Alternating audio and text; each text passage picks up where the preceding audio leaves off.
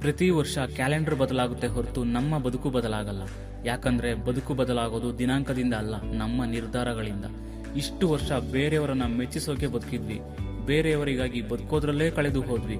ಆದ್ರೆ ಈ 2026ರಲ್ಲಿ ನಮ್ಮ ಮೊದಲ ಆದ್ಯತೆ ನಾವೇ ಆಗಿರೋಣ.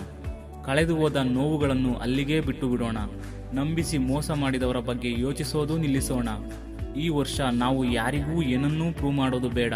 ನಮ್ಮನ್ನು ನಾವು ಉತ್ತಮವಾಗಿ ರೂಪಿಸಿಕೊಳ್ಳೋಣ.